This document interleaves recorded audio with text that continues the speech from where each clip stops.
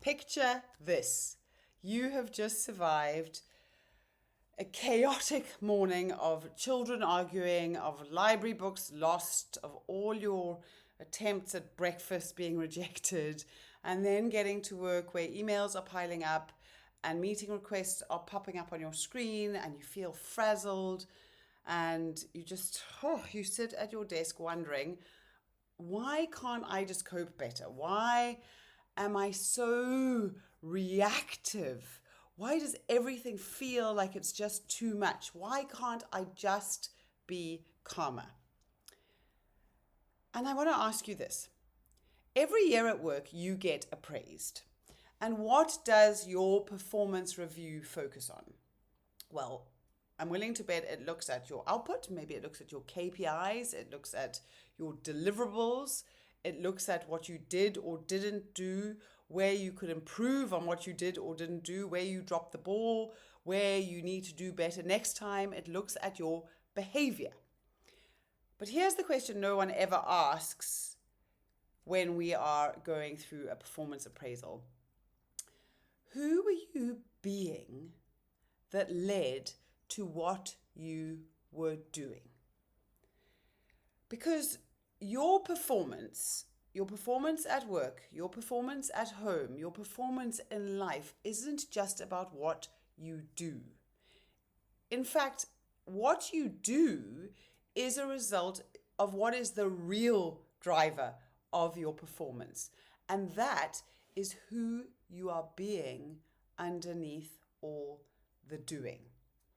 And I am excited today to take you for a little look beneath the surface of who you are today, of all that doing down into who you are being. Welcome to the leadership appraisal that nobody ever taught you to do.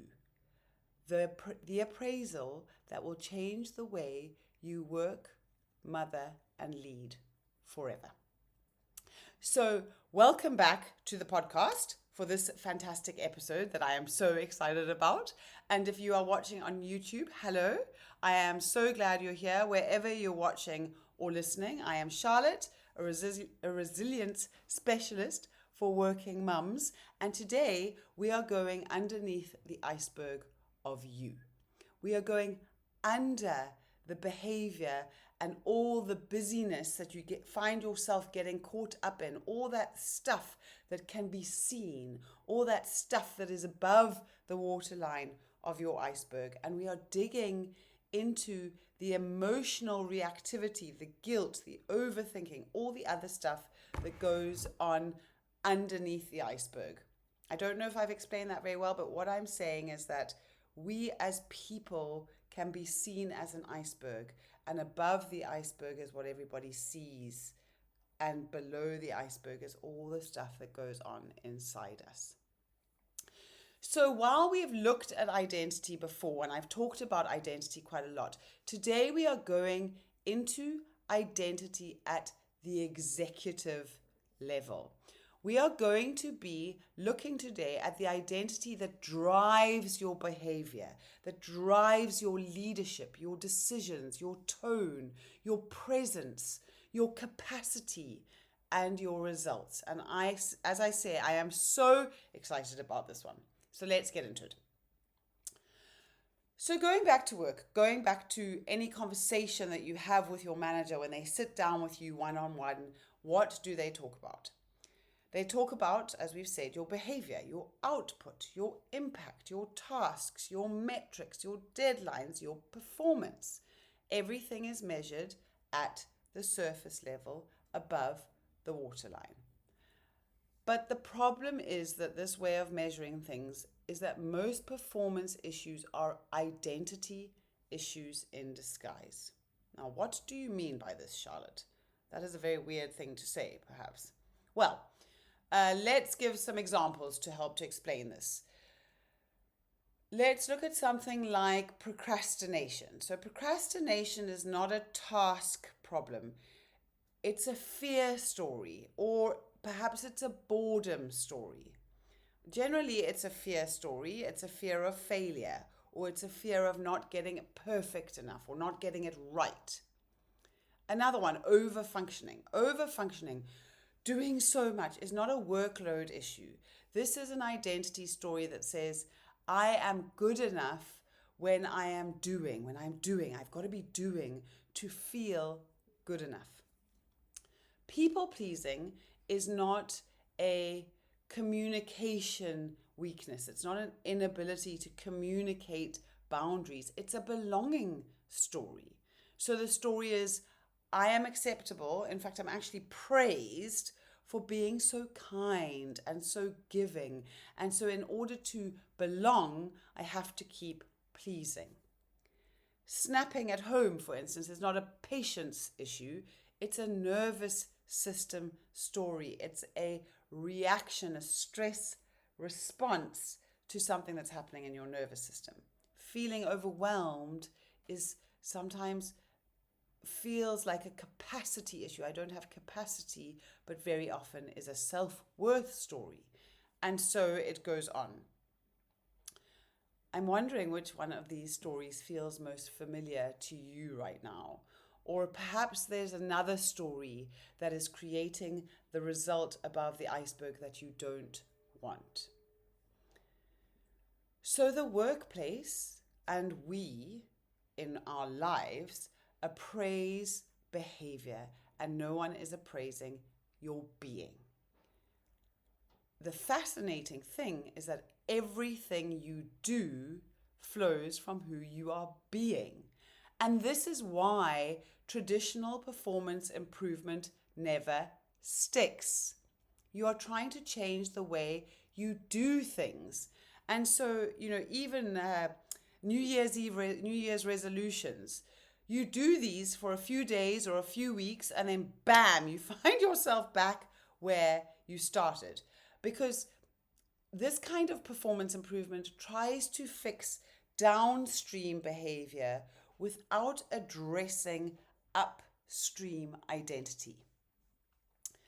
So in order to do that, let's get back to that iceberg that is you. Immediately above the waterline is your behavior, and from your behavior springs the results of this behavior.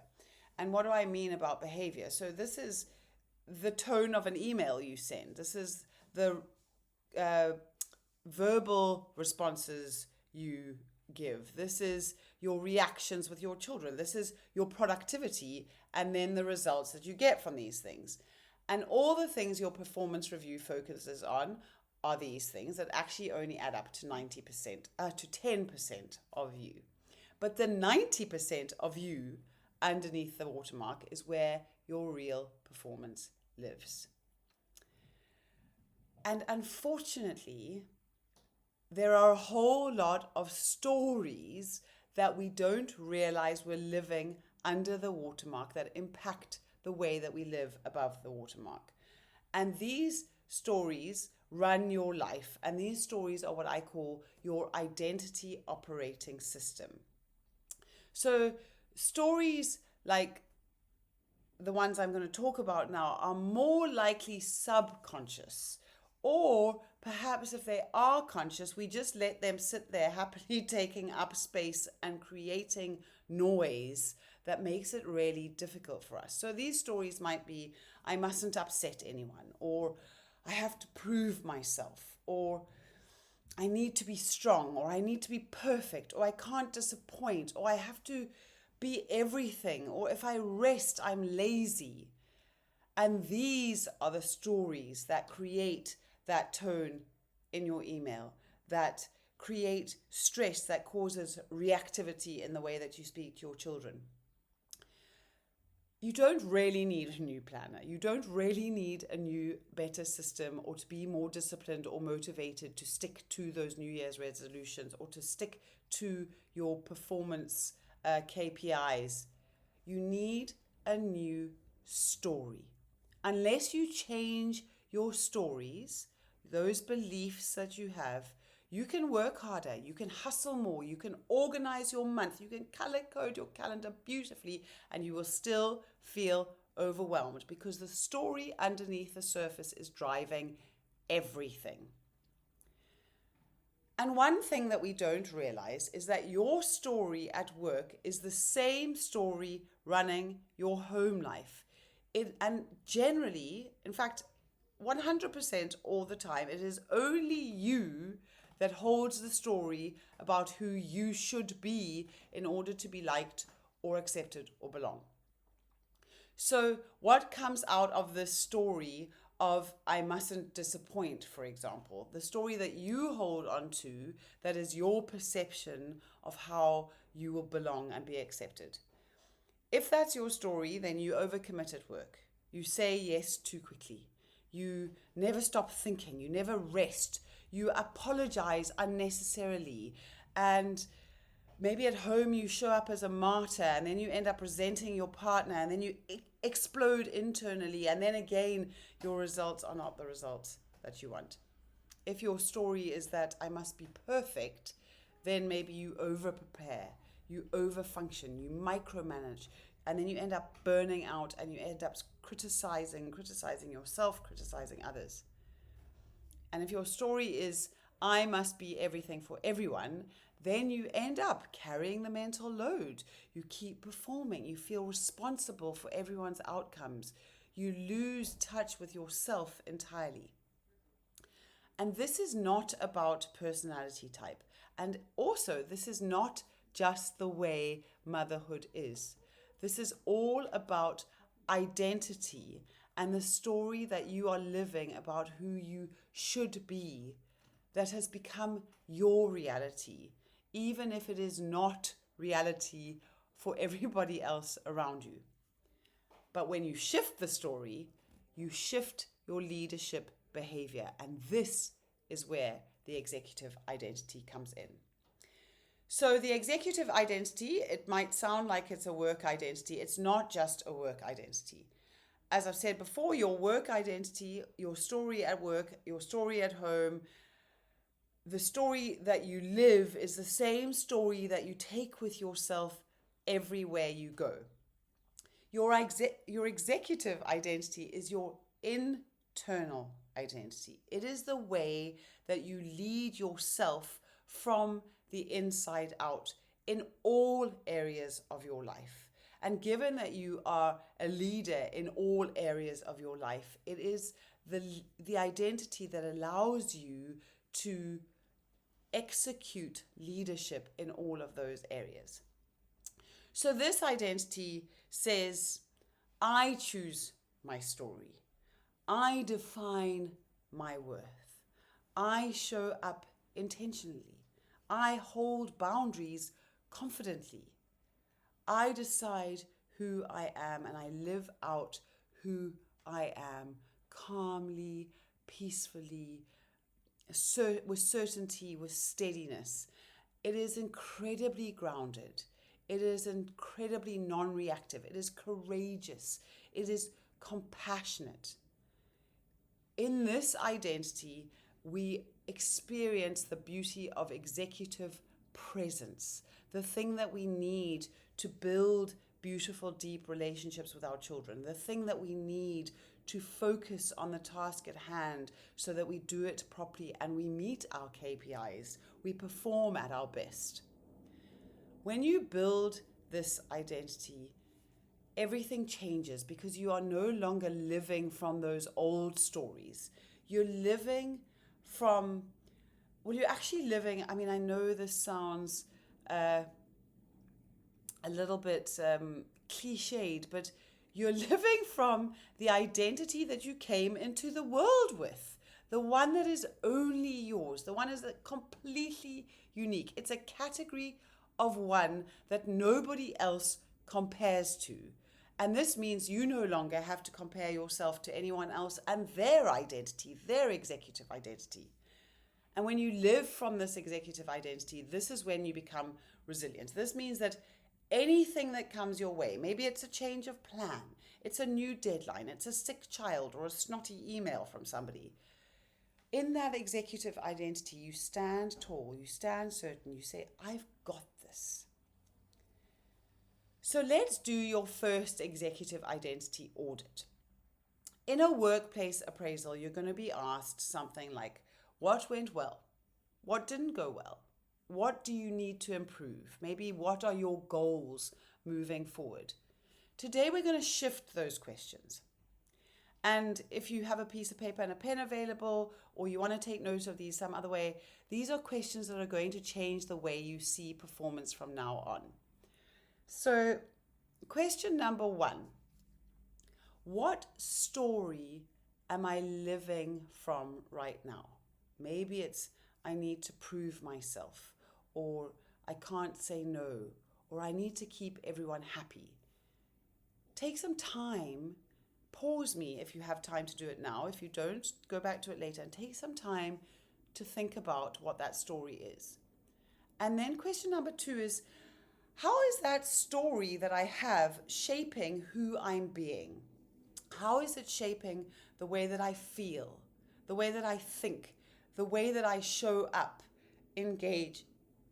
with my family, or engage with my colleagues, or focus on projects that leads to the results that I get? So if the results that I get are not necessarily what I want, you can look backwards. How is the story that I have shaping the things that I do, and the way that I am, and the way that I show up? And then question 3, who would I be if that story wasn't in charge anymore? What identity would bring relief, would bring peace, would bring that certainty and that steadiness? And then number 4, what is the next 5-minute action of that identity from question 3? Not what am I going to do tomorrow, or what am I going to do next week? What is the next 5-minute action I can do right now? That is leadership.